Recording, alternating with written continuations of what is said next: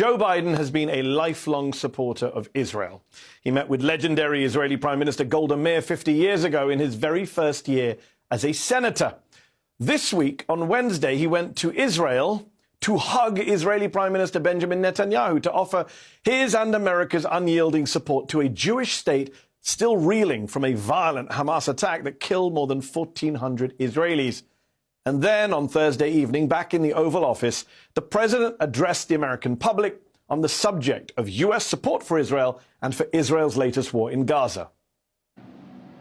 In Israel, we must make sure that they have what they need to protect their people today and always.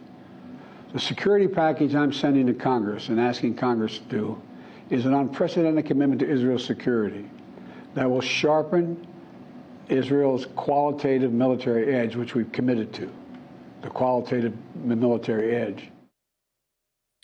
For me, though, the line that stood out on Thursday came not from Joe Biden's Oval Office speech. It came from one of Israel's top officials, a senior member of Netanyahu's security cabinet, speaking to reporters. Hostages and civilian casualties will be secondary to destroying Hamas, Economy Minister Nir Barakat told ABC News, even if it takes a year. Hold on. Saving the hostages is secondary to destroying Hamas? Shouldn't that be the main mission? There are still around 200 people being held by Hamas, according to the Israeli military, despite the freeing of 2 American hostages on Friday. And avoiding civilian casualties is also secondary to destroying Hamas? Isn't making sure civilians don't get unnecessarily killed in conflict a key part of international humanitarian law? So tonight, with an Israeli ground invasion of Gaza still looming, is this the kind of war, a year-long war perhaps, according to Israel's own top minister, that the Biden administration has really signed up for? Is this what the American public has signed up for? Listen to what other Israeli officials have been saying too, out loud, unashamedly. Yoav Gallant, the Israeli defense minister, reacted to Hamas's surprise attack on Israeli soldiers and civilians in the south of the country on October the 7th by ordering a complete siege on the Gaza Strip. No electricity, no food, no fuel. He added, "We are fighting human animals and we are acting accordingly." Israel Katz, the energy minister, said no electrical switch will be turned on in Gaza, no water pump will be opened and no fuel truck will enter until the Israeli abductees are returned home. Itamar Ben-Gvir, the national security minister, tweeted, "As long as Hamas does not release the hostages in its hands, the only thing that needs to enter Gaza are hundreds of tons of explosives from the Air Force, not an ounce of humanitarian aid." Israeli military spokesman Rear Admiral Daniel Hagari said about Israel's bombing of Gaza, quote, "The emphasis is on damage and not on accuracy."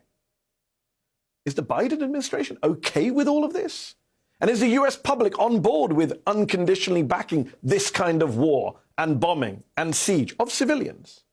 I mean, even the president of Israel, Isaac Herzog, a moderate, quote unquote, suggested this week that the innocent civilian population of Gaza, 2.3 million people, half of them children, wasn't so innocent. They could have risen up, he said. They could have fought against Hamas. That's the kind of dangerous rhetoric that leads to collective punishment, which is illegal under international law. That's the kind of rhetoric that leads to thousands of Palestinians, including kids, killed in Gaza over the past 2 weeks. Tens of thousands displaced from their homes, which have been turned to rubble. Right now in Gaza, the humanitarian situation is so dire that, as the Associated Press reports this weekend, surgeons in Gaza City's overcrowded hospitals are having to use vinegar instead of antiseptic, sewing needles instead of surgical ones. They're having to wrap burn victims in clothes because they've run out of bandages. Now, the Biden administration would, of course, argue that it is working to ensure Israel abides by the laws of war and has also made efforts to get humanitarian aid into Gaza, from announcing $100 million in U.S. aid for the occupied West Bank and Gaza to pushing for an opening of Egypt's Rafah crossing with Gaza and getting 20 trucks of aid through on Saturday and 14 trucks today. But come on, 34 trucks of aid in total for over 2 million hungry, ill, wounded, displaced people? Oh, and while it didn't get that much coverage in the US media this week, on Wednesday, while Biden was in Israel, the UN Security Council voted on a resolution to condemn violence against all civilians, Israeli and Palestinian, while calling for humanitarian pauses to the fighting in order to get enough aid into Gaza. The only country to vote against it, to veto it? Yes, the United States. The Biden administration, saying it was too early for such a resolution. This despite the fact that, according to a poll from the progressive group Data for Progress, 66% of likely voters, including 56% of Republican voters, say they want the Biden administration to call for a ceasefire in Gaza and a de-escalation of the violence. And a Wall Street Journal Ipsos poll out today finds a majority of Americans think the US has a responsibility to support Israel, but also to push for negotiations to end the conflict.